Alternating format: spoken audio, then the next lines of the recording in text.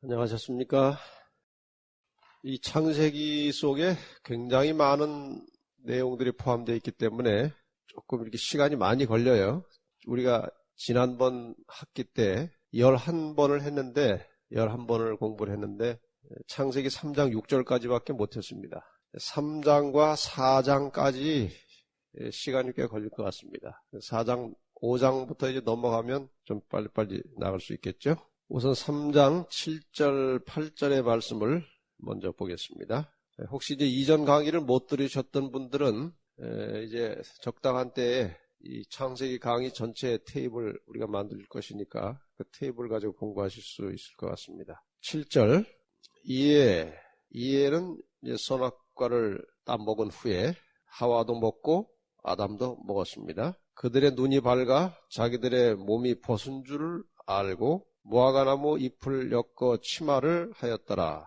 8절까지 보고하겠습니다. 그들이 날이 서늘할 때에 동산에 거니시는 여호와 하나님의 음성을 듣고 아담과 그 아내가 여호와 하나님의 낯을 피하여 동산 나무 사이에 숨은지라. 자, 눈이 선악과를 먹고 나니까 눈이 어떻게 됐어요? 눈이 밝아졌는데 그게 이제 좋게 밝아진 것이 아니고 자기들의 몸이 벗은 것을 깨닫게 되었습니다. 선악과를 따먹은 직후부터 이 아담과 하와는 전혀 다른 세계를 느끼게 된 것입니다. 왠지 부끄럽고 불안하고 두렵고 우리 어릴 때 경험이 있죠. 예를 들어서 어머니가 아끼시는 그릇을 혼자서 몰래 뭘 해먹다가 깨뜨렸다든가 하고 나면 굉장히 그 당시로서는 불안하죠. 걱정이 되고 지금 이 아담과 하와가 그런 아주 이상한 그 기분을 느끼게 된 것입니다. 그동안은 아주 마음이 안정이 되고 또 평화스럽고 기분이 좋았는데 갑자기 불안해졌고 공포심이 왔고 특별히 우선 1차적으로 수치심을 느꼈습니다. 그 전에 옷을 입었어요? 안 입었어요?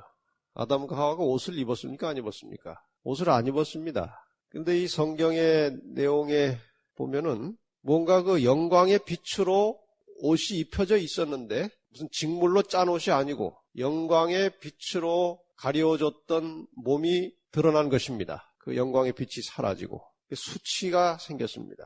하나님께서 창조 시에 우리가 표현을 하자면은 아담과 하와에게 무엇을 입혀주셨습니까? 영광의 두루마기를 입혀주셨습니다. 그런데 이 영광의 두루마기는 언제까지 어떤 상태에서 입을 수 있는 옷이었는가 하면은 하나님의 명하신 말씀을 순종하는 한, 하나님께서 명하신 말씀을 순종하고 있는 한 영광의 두루마기는 절대로 벗겨지는 옷이 아닙니다. 그렇죠? 언제 이 옷이 벗겨졌는가? 하나님의 말씀에 불순종함으로 벗겨진 것입니다.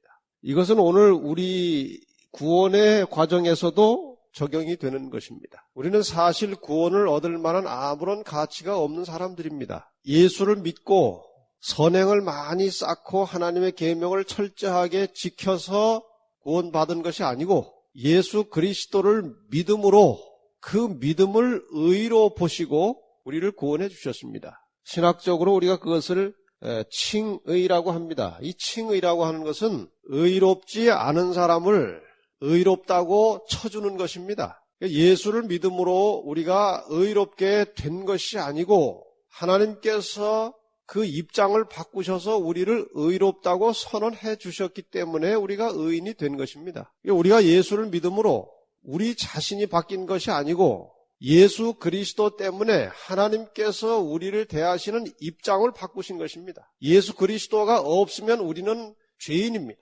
그런데 하나님께서 예수 그리스도를 통해서 그 입장을 바꾸셔서 우리를 의인이라고 선언하셨고 그것을 우리는 칭의라고 합니다. 이것을 의의 두루마기라고 표현할 수도 있습니다. 의의 두루마기를 입은 것입니다. 우리가 입은 것이 아니고 하나님께서 입혀주신 것입니다. 그래서 이 칭의를 또 다른 말로 뭐라고 하는가 하면은 입혀주신 의라고 합니다. 입혀주신 의. 그래서 우리가 예수 그리스도를 믿음으로 이제 하나님의 자녀로 새로 태어났고 그것을 칭의라고도 하고 거듭남이라고도 하죠. 이 칭의, 거듭남 이것을 또 다른 말로 하자면 재창조입니다. 하나님께서 우리를 다시 만들어 주신 것입니다. 자, 여기서 우리가 굉장히 중요한 원리를 한 가지 배워야 하는데 하나님께서 처음에 사람을 창조하시자마자 무슨 옷을 입혀주셨다고요? 영광의 두루마기, 빛의 옷을 입혀주셨습니다. 언제 이 두루마기가 벗겨졌습니까? 말씀에 불순종함으로 이 두루마기가 벗겨졌습니다. 예수 그리스도의 십자가를 통해서 우리는 다시 재창조함을 받게 되었고 다시 의롭다 칭함을 얻게 되었고 거듭난 하나님의 자녀가 되었습니다. 그래서 거듭난 이후에 재창조된 이후에 하나님께서 우리에게 의의 두루마기를 다시 입혀주셨습니다. 그럼 이제 우리가 스스로 한번 생각해 볼 필요가 있습니다.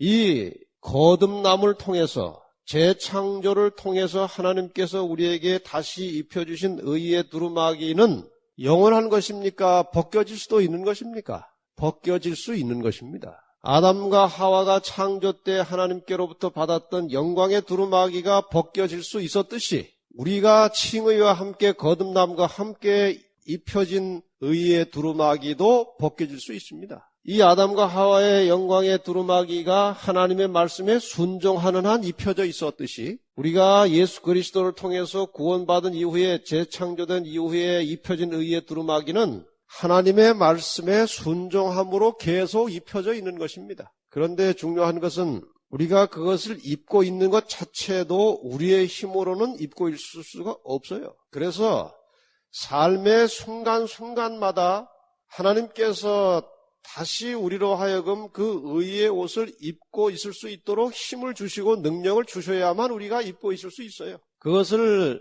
신학적으로 성화라고 합니다. 그것을 계속 입고 있으면서 우리는 점점 더 하나님의 형상으로 가까이 바뀌도록 되어 있습니다. 그래서 이 성화도 역시 의인데 그것은 나눠주시는 의다, 그렇게 표현하는 것입니다. 이 칭의는 무슨 의라고요? 입혀주신 의예요. 최초로 우리를 의롭다고 선언하시고 입혀주신 의이고 그 다음에 이후에 우리가 하나님의 말씀에 순종함으로 유지되는 그 의를 우리가 성화라고 하는데 그것은 나눠주시는 의라고 표현하는 것입니다. 이제 아담과 하와가 이제 옷이 벗겨지고 이제 수치를 느끼고 불안해지고 두려워했고 이제 숨고 싶은 마음이 생겼어요. 대개 사람들이 죄는 대낮에 합니까? 어두워지면 합니까? 요새는 뭐 대낮에도 합니다만 보통 상식적으로 죄는 어두운 데서 합니다. 사람이 잘 안 보이는 곳에서 합니다. 그래서 죄는 언제나 이 어두움을 좋아해요. 숨으려고 하는 것입니다. 감추려고 합니다. 요한복음 3장에 보면 그 원리가 나오죠. 요한복음 3장 한번 성경절을 보고 갑시다. 요한복음 3장 19절. 그 정죄는 이것이니 곧 빛이 세상에 왔으되, 이 빛은 누구신가요?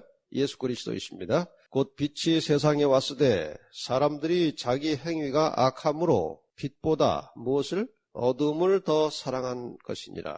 악을 행하는 자마다 빛을 미워하여 빛으로 오지 아니하나니 이는 그 행위가 드러날까 함이요.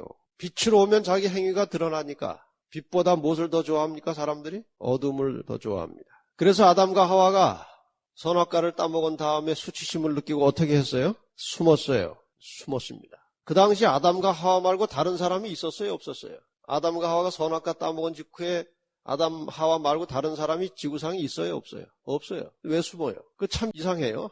아무도 보는 사람이 없어요. 둘밖에 없어요. 근데 숨었어요. 이게 그 양심에서 나오는 그 인간의 그 본성이에요. 죄를 짓고 그냥 뭐가 안 되면 숨는 것은 사실 하나님을 피해서 숨는 것입니다. 사실 숨어봐야 소용도 없지만 그렇게라도 임시라도 한번 숨어보려고 하는 것이 인간의 본성이에요. 근데 뭘 하나 또 해 입고 숨었어요? 뭘 해 입었어요? 우선 부끄러우니까 무화과 나무 잎이 아마 제일 컸나 봐요, 사이즈가. 그 주변에 있던 나무 잎사귀들 중에서 무화과 나무 잎사귀 제일 컸는지 그거 가지고 이게 쉽게 엮어가지고 옷을 하나 해 입고 숨었어요. 이 무화과 나무 잎으로 만든 치마가 또 표상학적으로 굉장히 중요한 의의가 있고 그 상대적인 옷이 또 하나 나오죠. 오늘 뭐 거기까지 못 가겠습니다만 21절에 보면 3장 21절에 보면 여호와 하나님이 아담과 그 아내를 위하여 무엇을 입혔어요? 가죽옷. 그러니까 먼저 입고 있던 무화과 잎으로 만든 옷은 버리게 하고 가죽으로 옷을 지어 입히셨다. 그렇게 되어 있어요. 자, 우선 이 가죽옷은 나중에 또 상세하게 설명하겠습니다만 일단 이 무화과 나무 잎과 이 가죽옷을 대비해서 잠깐 설명을 좀 드리려고 합니다. 왜 무화과 나무 잎으로 옷을 해 입었습니까? 부끄러웠어요. 왜 부끄러워졌어요? 죄를 지었어요. 하나님의 말씀에 불순종함으로 죄를 짓고 나니까 벗었음을 느끼게 되었고 그 죄 때문에 생긴 결과를 임시로 해결하기 위해서 무화과 나무 잎으로 옷을 해 입었다 이것입니다. 그런데 그렇게 한다고 죄가 해결이 됩니까? 안 됩니다. 그 무화과 나무 잎에는 여러 가지 의미가 있지만 임시적이라는 거예요. 임시. 그리고 좀 더 본질적인 의미는 무엇인가 하면은 인간은 절대로 스스로 죄의 문제를 해결할 수 없다는 것입니다. 사람은 절대로 스스로 죄의 문제를 해결할 수 없어요. 근데 많은 종교가 가르치기를 이 덕이나 공을 쌓음으로 죄를 상쇄시키려고 하는 경향을 가지고 있어요. 이 죄를 착한 일을 많이 하고 선행을 많이 하고 자선을 많이 하고 그렇게 해서 그런 것들을 많이 쌓아가지고 죄를 해결해 보려고 하는 시도가 인간 역사 이래로 계속되어 왔습니다. 분명한 사실은 죄는 인간 스스로 해결할 수 없다는 것입니다. 그 임시로 만든 무화과 나무 잎사귀가 궁극적으로 그 죄의 문제를 해결할 수 없었듯이 절대로 인간은 스스로 죄를 해결할 수 없는 것입니다. 그 다음에 우리가 그동안 여기서 별로 생각하지 않았던 문제를 하나 이렇게 제안을 드리고 한번 생각을 해보고 넘어가겠습니다. 이 무화과 나무 잎으로 치마를 만들어 입은 것은 일단 죄로 인해서 만들어진 그 결과, 수치를 가리기 위한 것이었고 이것의 어떤 영적인 의미는 죄의 문제를 한번 스스로 해결해 보려고 하는 시도였지만 둘 다 불가능한 것입니다. 수치를 가릴 수도 없거니와 죄의 문제도 해결할 수 없는 것입니다. 그 다음에 8절에 보면 그들이 날이 서늘할 때에 동산에 거니시는 여호와 하나님의 음성을 듣고 이게 날이 서늘할 때 이 말을 좀 생각해 볼 필요가 있어요. 날이 서늘할 때 대부분의 성경학자들은 이것을 해가 넘어가는 저녁 나절이기 때문에 온기가 좀 사라지고 날씨가 서늘해졌을 때에 하나님이 나타나셨다 이렇게 해석합니다. 그런데 부조와 선지자 57페이지에 보면 여러분 교재 제일 아랫부분에 있어요. 부조와 선지자 57페이지에 보면 지금까지 온화하고 일정한 온도를 유지하던 공기가 이 범죄한 부부에게 갑자기 어떻게 느껴졌다고요? 차갑게 느껴졌다. 이게 느낌으로만 온 것인가? 아니면 실제로 공기가 차가워진 것인가? 부조와 선지자 62페이지에 보면 일찍이 그렇게 온화하고 일정한 온도를 유지하던 대기에 현저한 변화가 일어났다. 실제로 변화가 일어난 것입니다. 그러나 여호와께서는 그들을 극단적인 한서는 아주 극단적으로 추운 것을 말하는 거죠. 한서에서 보호하시려고 그들에게 가죽옷을 마련해 주셨다. 그러니까 이 아담과 하와가 부끄러워서도 옷을 입었지만 추워서도 옷을 입은 것입니다. 이 말씀을 보면. 다시 말하면 이 지구상의 온도는 대단히 평온하고 따뜻한 공기가 지속적으로 유지되고 있었는데 죄 때문에 사람이 사는 환경에 급격한 변화가 온 것입니다. 그래서 이 가죽옷이라고 하는 것은 역시 두 가지의 의미를 가지고 있어요. 무화과 나무도 지금 두 가지의 의미로 볼 수 있습니다. 지금 이 말씀을 대입해 보면 첫째는 죄로 인한 수치를 가리기 위한 것이고 그 다음에 추위를 약간이라도 피해보고자 하는 의도도 있었다는 것입니다. 이 뒷말을 가지고 역추적해보면 그렇습니다. 그렇다면 가죽옷은 무화과 나무 잎으로 만든 치마와 상대적으로 나타난 이 가죽옷은 인간의 죄를 해결하는 길이었고 나중에 이제 그때 공부할 때 다시 말씀드리겠습니다. 가죽옷은 인간의 죄를 해결하는 길이었고 그 다음에 여기 부조와 선지자에 설명된 말씀에 의하면 추위로부터 보호해주기 위한 하나님의 배려에서 만들어졌다 그렇게 되어 있어요. 이것을 조금 우리의 현실적인 생활에 좀 적용을 해보십시다. 아담과 하와가 범죄하기 전에는 그 주변 환경의 온도를 따뜻하게 온화하게 느꼈습니다. 그런데 범죄한 이후에 뭐를 느꼈습니까? 차가움, 냉기를 느끼게 됐습니다. 그것은 스스로의 느낌일 뿐만 아니라 실제 대기권의 변화가 왔다는 것입니다. 이것을 우리가 조금 영적으로 적용해 볼 때 이 죄인들은, 죄의식을 가지고 살아가는 죄인들은 이 세상 사람들과의 접촉을 통해서 무엇을 느끼는가 하면은 냉기를 느끼는 것입니다.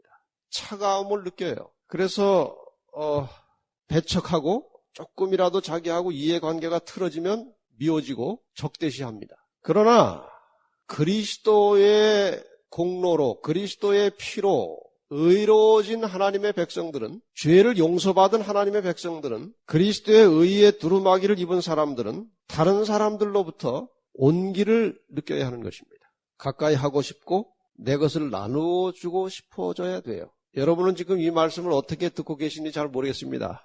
그러나 저는 굉장히 심각하게 말씀을 드리고 있어요. 우리 그리스도인은 우리 주변에서 함께 살아가는 모든 사람들에게 따뜻함을 느낄 줄 알아야 되고, 그들의 소중함을 인정할 줄 알아야 되고, 그들에게 내 것을 무엇인가 잘라서 나눌 수 있는 그런 마음을 가질 때 그것이 그리스도인들입니다. 의의 두루마기를 입고 사는 사람들은 우리 주변에 사는 사람들을 그렇게 차갑게 봐서 안 돼요. 다 수용하고 이해하고 용서하고 포용할 수 있는 마음을 가질 때에 본인이 그리스도인이라고 하는 증거가 되는 것입니다. 이것은 우리의 신앙생활에 있어서 굉장히 중요한 요소예요.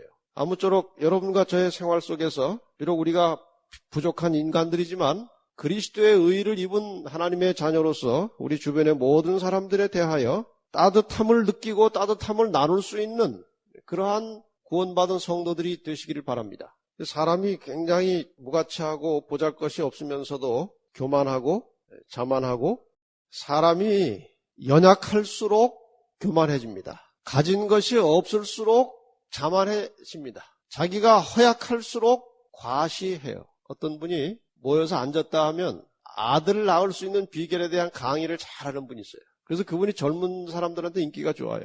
그냥 모여 앉으면 어떻게 하면 아들을 낳을 수 있는지에 대해서 강의를 잘해요. 들어보면 굉장히 그럴듯해요. 근데 자기는 딸 둘밖에 없어요.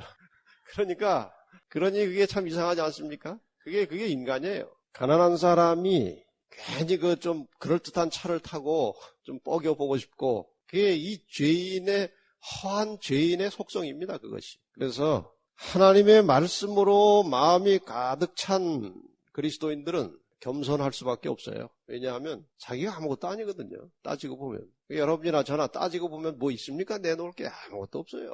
뭐 한번 교통사고 나면 그냥 처참하게 되고, 연탄가스 요만큼 마시면 또 죽어야 되고, 사람이 참 별거 없어요. 그래서 우리는 언제나 하나님과 나와의 관계를 깊이 생각하면서 겸손해야 합니다. 겸손은 정말 강한 것이에요. 정말 강한 사람은 겸손합니다. 자, 이 아담과 하와가 죄진 다음에 무화과 나무로 좀 가려보고 좀 해결해 보려고 한 것이 다 거기에서 나온 본성들입니다. 우리가 그 피를, 인자를 이어받아가지고 우리도 그래요. 근데 우리는 그리스도 안에서 이제 새롭게 태어난 피조물들이니까 성령의 역사와 능력을 통해서 그러한 것들을 극복하며 살아가는 것이 그리스도인의 생활 모습이죠. 아담과 하와가 그전에는 하나님께서 이제 그 동산에 나타나시면은 얼마나 반가웠고 얼마나 이제 기쁜 마음으로 만났겠습니까? 그런데 지금 이제 그렇게 반갑고 좋았던 하나님께서 나타나셨지만 숨었습니다. 무엇 때문에? 죄 때문에 하나님을 피해서 숨었습니다. 이사야 59장 2절에 보면 죄가 나와 너희 사이를 갈라놨다.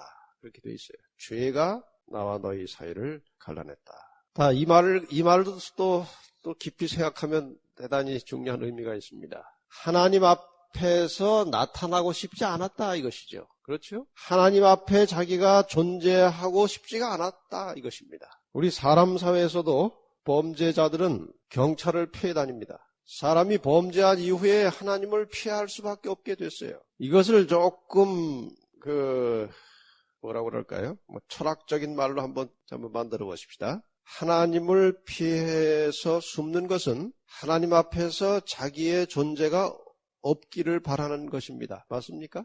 하나님 앞에서 자기 존재가 없기를 바라는 거예요. 이것을 말을 만들어 붙이자면 이제 비존재입니다. 비존재. 하나님 앞에서 내가 없기를 바라는 것이에요. 비존재가 되고 싶은 것입니다. 어둠에 있고 싶은 것입니다. 어둠의 반대가 무엇입니까?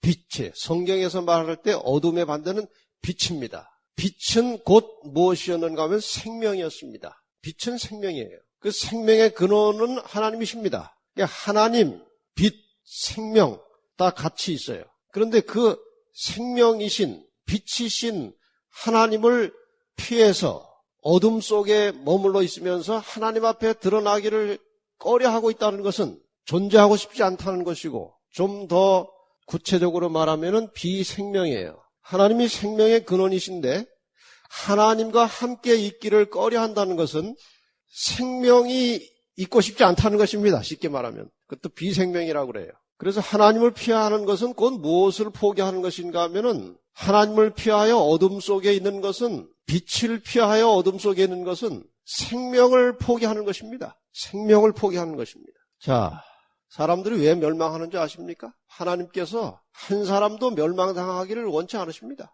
누구든지 다 하나님께 나와서 구원받기를 원하십니다. 근데 왜 멸망을 받습니까? 왜 심판과 멸망이 있습니까?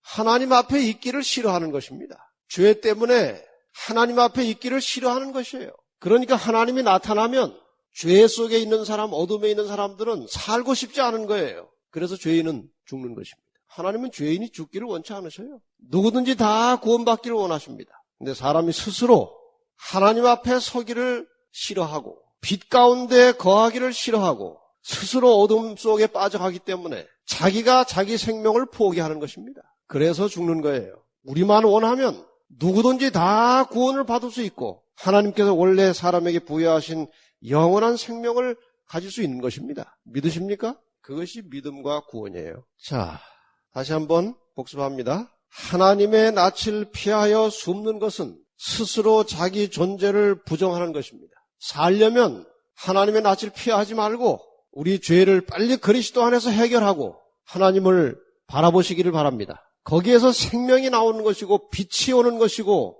그래서 우리는 영원히 하나님과 함께 살게 되는 것입니다. 그래서 이제 숨어있는 아담과 하와에게 하나님께서 다가오셔서 물으셨습니다. 9절에 보면, 9절부터 공부를 하겠습니다. 하나님이 다가오셨어요. 뭐라고 말씀하셨습니까? 여호와 하나님이 아담을 부르시며 그에게 이르시되 네가 어디 있느냐.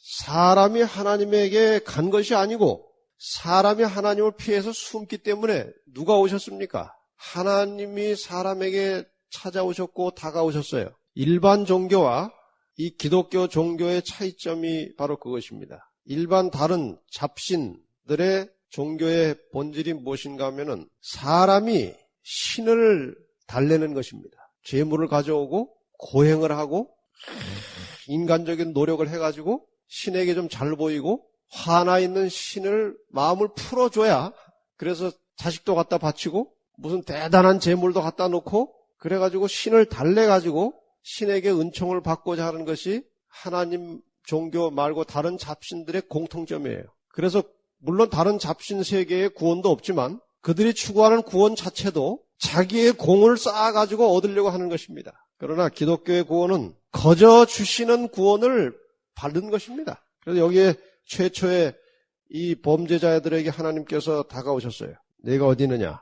그것은 어떤 그 공간적 위치를 묻는 것이 아니죠. 뭐 하나님께서 아담과 하와가 어디 꼭꼭 숨어가지고 찾질 못해가지고 너 어딨냐 하고 찾으신 것이 아니고, 이것은 관계 혹은 정신적 위치를 묻는 것입니다. 관계의 위치를 묻는 것입니다. 너 왜 어두움에 있느냐? 지금 내 상태를 내가 알고 있느냐? 내가 왜 거기 있게 되었느냐? 이걸 지금 묻고 계신 거예요. 여러분 성경 시편 50편을 잠깐 보고 넘어가십시다. 시편 50편 1절. 전능하신 자 하나님 여호와께서 말씀하사 해 돋는 데서부터 지는 데까지 세상을 부르셨도다. 하나님께서 온 세상의 모든 사람을 부르시고 계십니다. 부르시는 방법은 다양합니다. 지금 여기 우리가 한 분 한 분 이렇게 질문을 해 본다면 어떻게 해서 이렇게 하나님을 깨닫고 신앙을 하게 되었는지 그 통로가 경로가 다 다를 거예요. 하나님께서는 여러 가지 같지 않은 방법으로 우리를 부르시고 초청하십니다. 어둠에서 빛으로 나오도록 초청하십니다.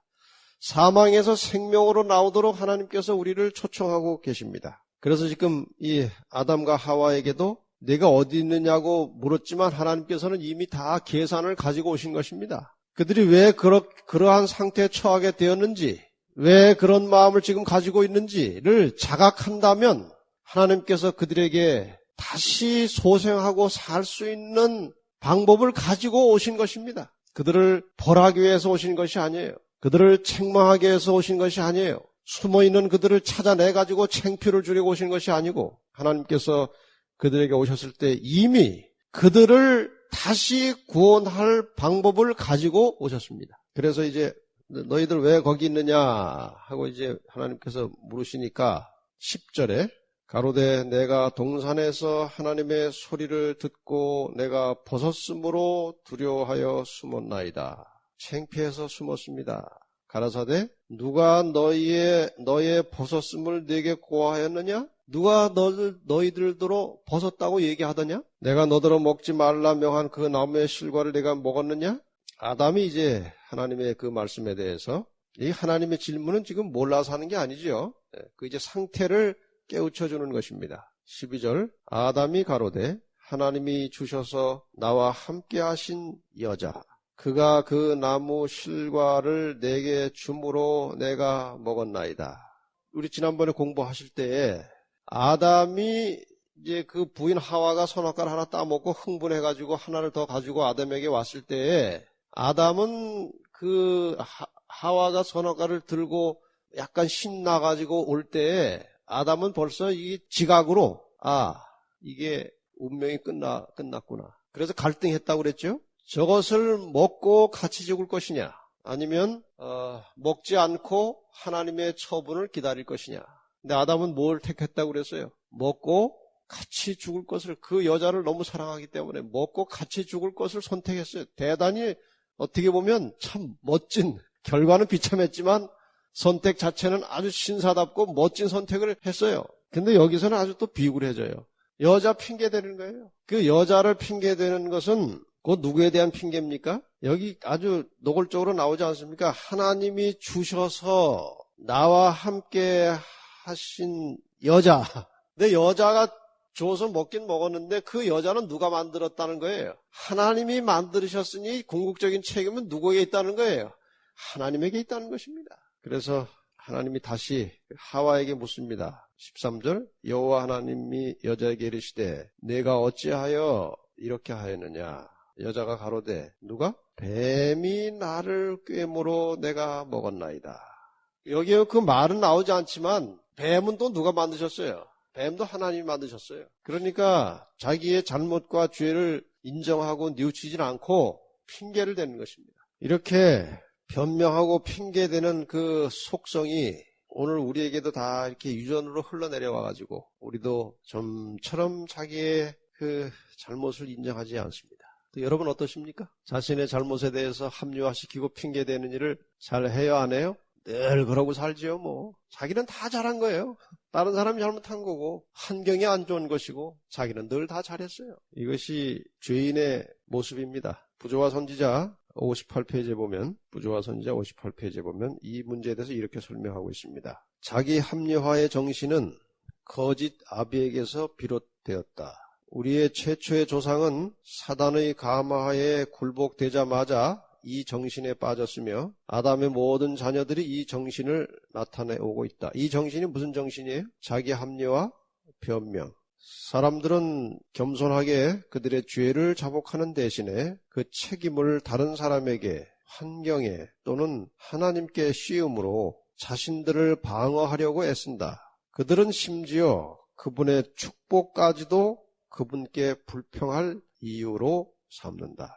우리의 그리스도인 생활 속에서 정말 시급하게 뼈를 깎는 아픔을 가지고 고쳐야 될 점이 있다면 바로 이것입니다. 좀처럼 자기 잘못을 인정하지 않는다는 것입니다. 우리 교회 안에서도 그러한 일을 많이 보게 돼요. 예수님은 잘못한 것이 없지만 사람의 잘못을 대신해서 십자가에 돌아가셨습니다. 근데 우리는 잘못해놓고도 계속 이유와 핑계를 대고 살고 있어요. 우리 그리스도인들의 삶은 예수를 닮는 삶이에요. 그렇다면 좀 억울해도 정말 잘못 안 하고 억울해도 우리 예수님처럼 참는 정신과 그런 마음이 필요합니다. 상대방이 무고하게 나를 막 되지도 않는 말로 막 고소해오고 그냥 정말 속이 터질 것 같더라도 좀 참을 줄 아는 그런 그리스도인 정신이 필요해요. 거기에서 내가 갈리고 닦여지고 변화되는 것입니다. 서로 상대방이 이제 열이 오르면 변론이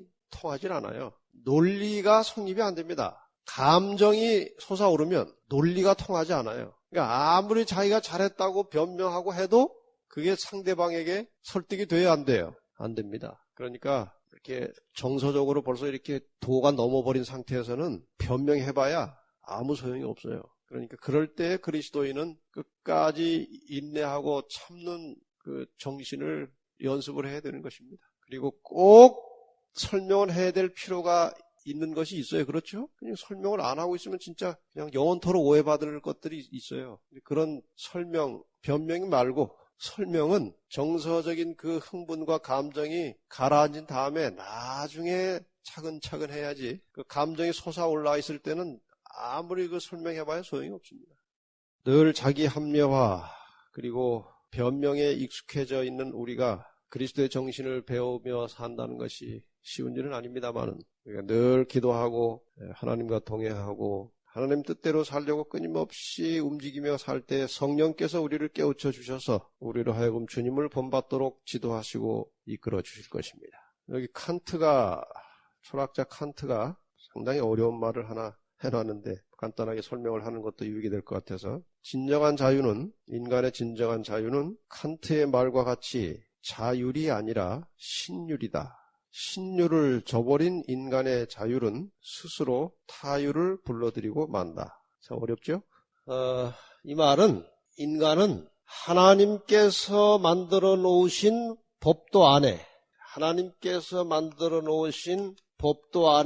들어가서 살 때에만 진정으로 자유하다. 그 말입니다. 이 하나님의 법도를 떠난 사람은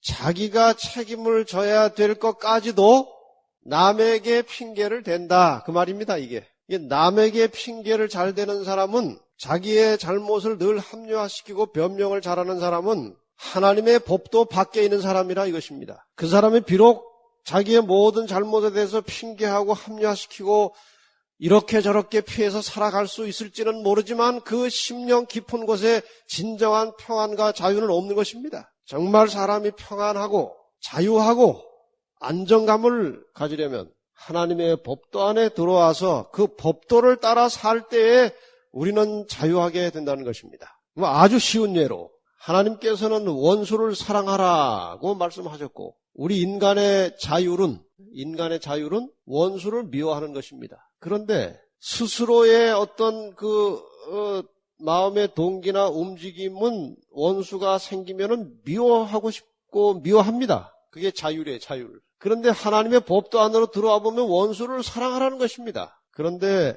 지금 칸트는 이것을 신율이라고 해서 신율, 하나님의 법도를 신율, 하나님의 계율 이렇게 말하고 있어요. 사람에게 하나님께서 하라고 말씀하신 모든 율례와 계명들은 하나님께서 사람을 너무나 잘 아시고 하신 말씀들이에요. 이 기계 누가 디자인했습니까? 이 기계. 하나님이 디자인하시고 제작하셨기 때문에 이 기계의 성질과 성향은 하나님이 가장 잘 아십니다. 이 기계를 어떻게 사용할 때 건전하게 쓸 수 있고 때로는 결론적으로 영원히 쓸 수 있는지에 대해서는 하나님이 아셔요. 그러니까 이 성경에서 하나님께서 사람들에게 이것을 지켜라, 저것을 하라, 이것을 먹어라, 저것을 먹지 말라고 하나님께서 세세하게 지시하시고 명하신 모든 말씀들은 인간이 평안하게 안정된 심령으로 건강하게 영원히 살 수 있는 방법을 말씀해 놓으신 것입니다. 사람이 비록 이 땅에 죄악의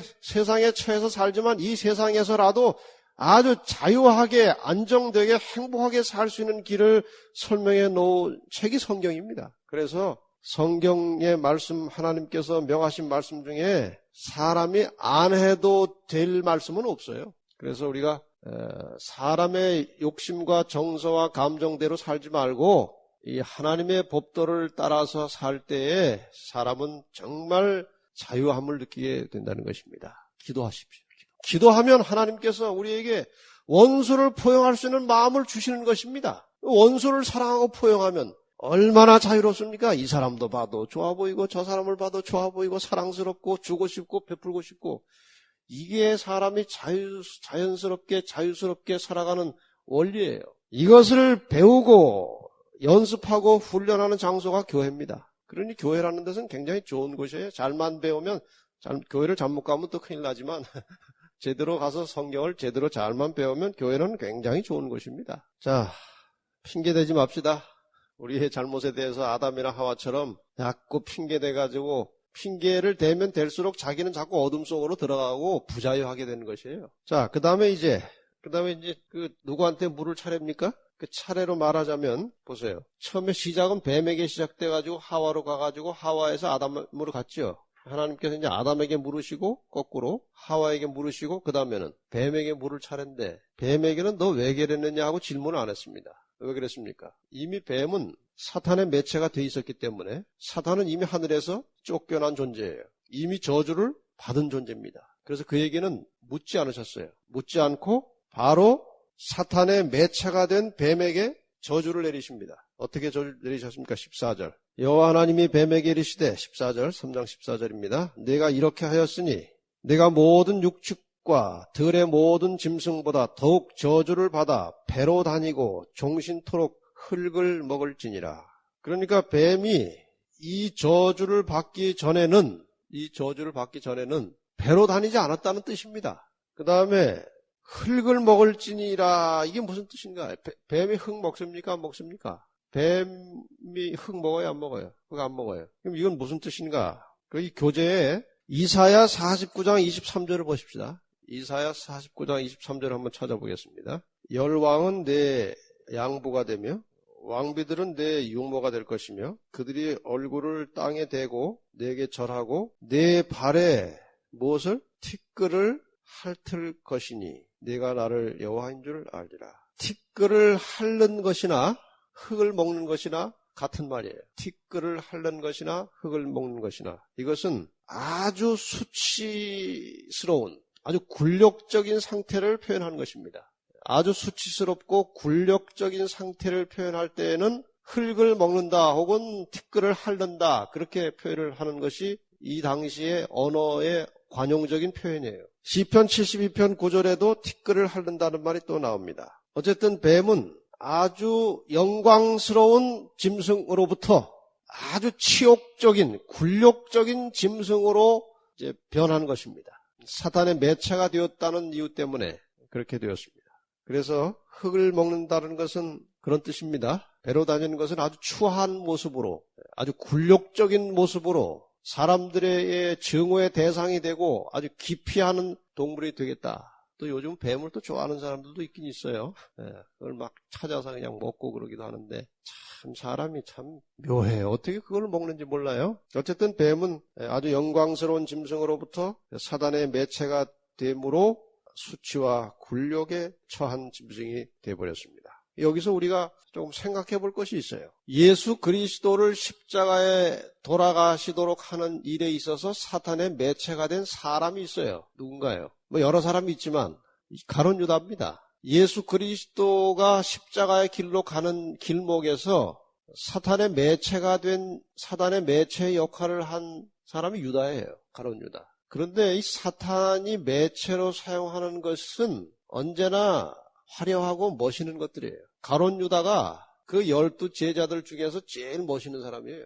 학력도 높고 아주 머리가 비상하고 수완도 좋고, 제자들 중에서는 그냥 보기에는, 외형상 보기에는 넘버원입니다. 사단이 그를 이용했습니다. 그리고 그 당시 피조물 중에 가장 아름다운 짐승 중에 하나가 뱀이었습니다. 뱀이 지금처럼 징그러운 모습으로 하와한테 나타나가지고 뭐라고 하면 아이고 징그러하고 도망갔을 거예요. 그러나 하와의 이목을 끌기에는 아주 충분히 매력적인 짐승이었어요, 뱀이. 그래서 손짓할 때에, 부를 때에 솔깃해서 본 것입니다. 오늘날 우리 주변에도 사단이 이용하는 매체들은 다 그런 것들입니다. 처음엔 아주 멋있어 보여요. 아주 그럴듯해 보입니다. 그래서 여러분, 인간적으로 어떤 매력을 느낄 때 그것을 조심하시기 바랍니다. 사단이 그걸 이용하는 거예요. 그러니까 여러분이 사람을 사랑하고 이해하고 포용하고 사는 것은 좋지만 절대로 사람을 의지하지 마세요. 왜냐하면 사단이 그걸 이용을 합니다. 내가 정말 믿음 생활을 하고 신실하게 살고 있는데 누가 참 옆에서 잘해주니까 아주 거기에 그냥 푹 빠졌어. 그 사람에게. 그 사람을 의지하게 되면 사단이 꼭 그를 이용하는 것입니다. 절대로 사람을 의지하지 말고 영원 불변이신 하나님만 의지하고 사시기 바랍니다. 우리가 이 땅에 하나님보다 더 의지하고 싶은 그 무엇이 생길 때에 사단은 그것을 이용해서 우리를 시험에 빠뜨리는 것입니다. 이 점은 오늘날 우리에게도 대단히 중요한 신앙의 한 부분이기 때문에 이 부분을 잘 명심하시기를 바랍니다.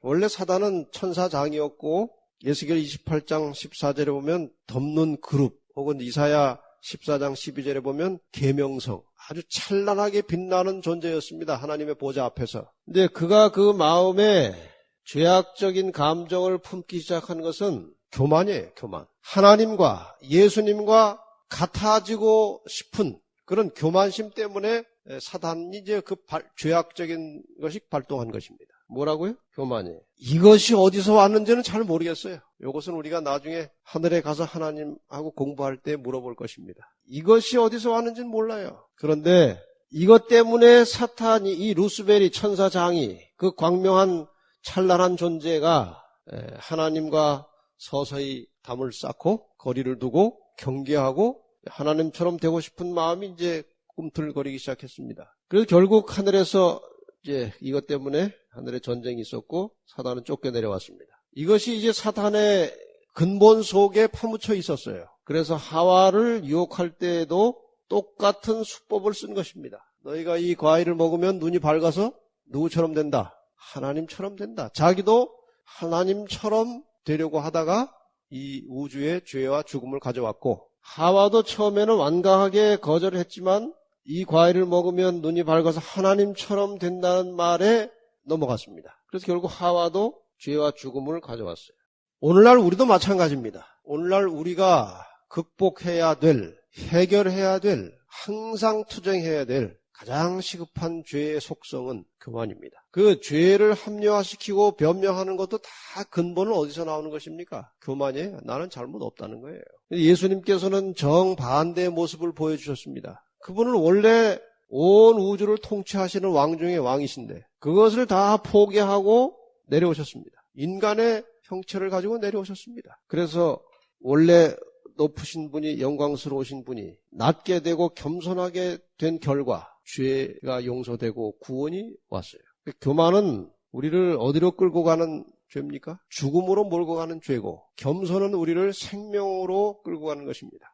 그런데 이게 얼마나 우리의 생각 속에, 생활 속에 집요하게 살아있는지 몰라요. 나이가 막 80, 90이 돼가지고 거의 뭐 이렇게 생존할 만한, 더 이상 뭐 있어봐야 아무 의미가 없는 목숨 속에도 자존심과 교만이 살아있다는 것입니다. 이건 아주 끈질긴 거예요. 끈질긴 것하고 싸울 때는 어떻게 해야 됩니까? 끈질게 해야 돼요.